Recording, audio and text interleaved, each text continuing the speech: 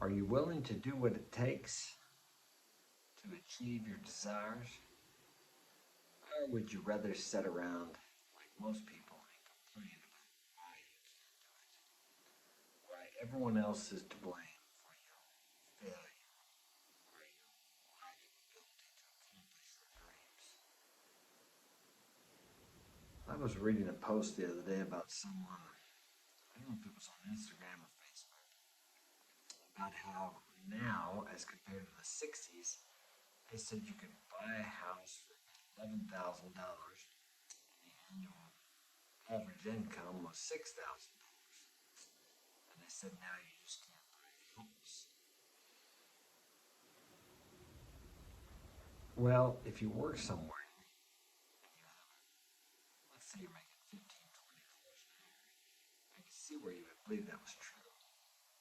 But at least in my area in the Midwest, I see countless advertisements looking for people to train for different skills, different, I can't think of what they're called, skilled trades. Skilled tradesman, I couldn't think of it. Skilled trades. So the opportunity's there. If you're working 40 hours a week, you could learn a skilled trade. I know people around here that would teach a skilled trade. If you're willing to learn, if you're willing to show up early, stay late, if you would just show up on time and work all day, show up every day straight for a month, 2 months, 3 months, 6 months. It's amazing. I don't know if people feel entitled and they think life is just supposed to give them something. It's like the old adage, everybody wants a fire, but nobody wants to cut wood. Everybody wants a crop, but nobody wants to plant the seed and wait. We live in a society where it seems like we can get without giving. The government hands out free money. These programs are well intentioned. I believe they help people. But sometimes I wonder if they don't hurt people, if they don't hinder people. Would it be bad for some people to be hungry? To actually be physically hungry enough to go out and work? So many people, I know people around here where I live that don't work. They appear to be physically able to work. Maybe they're not. But so many people are on disability, government assistance, that may be better off if they were forced to go to work by their need for something to eat or a place to live. I know in today's society that sounds cruel. A lot of people may think I'm old time. But working and providing service for other people brings joy and satisfaction, at least for men. I can't speak for women, I'm not a woman. A joy and satisfaction for men that you're not going to get anywhere else. If you were to sit home and let's say get $1,000 or even $5,000 a week for doing nothing, or you could go out and work and provide service and get the same amount of money, which would you be better off to take? Well, most people would want the free money. But for your health, welfare, well-being, and your wealth, which means more than money, you would be better off to take the $5,000 a week for working, for providing a service. Sitting around just doesn't do it for you. Doesn't do it for any man. There's a man that lives down the street, friendly fella. I've watched him deteriorate through the years.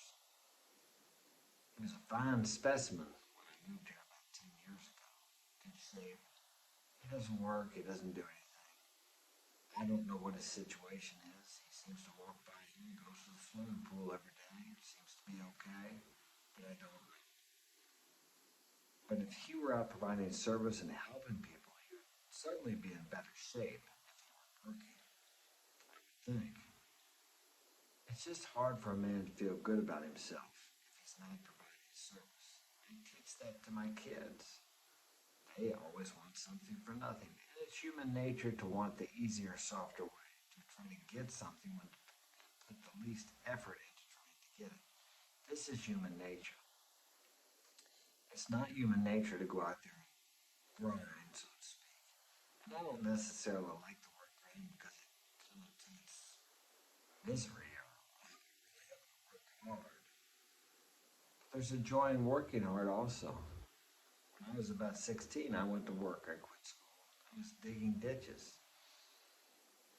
And I enjoyed that. There's a certain skill to that. And it's hard work. And at the end of the day, I was wore out. When I wake up the next morning, my hands were so stiff, I couldn't really open them up from gripping that shovel. Hard work is good for a man. Sometimes I think we've made things so easy here in the U.S. that there's not much hard work to do anymore.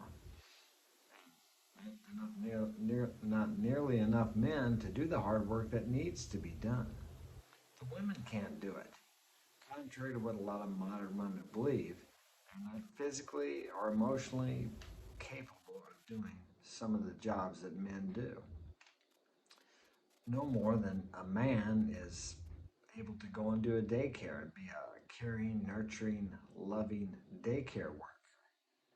It's just that we're made different. We're not the same.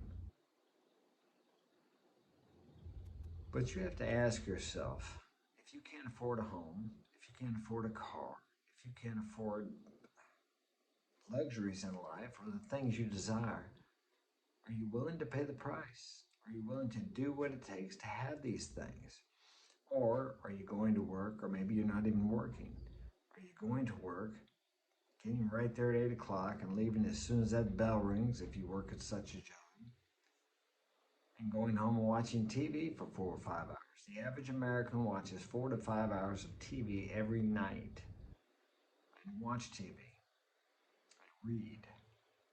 I study. I meditate. I contemplate. Occasionally I'll watch a movie on Amazon. I'll rent a movie or just watch one. There's nothing wrong with that. But like all things in moderation.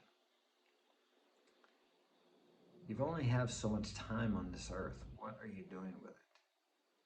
If you want these things, then change what you're doing, because if you can't get them now and you continue to do what you're doing, you're not going to be able to get them later. You must change your actions, change your thinking, change your actions.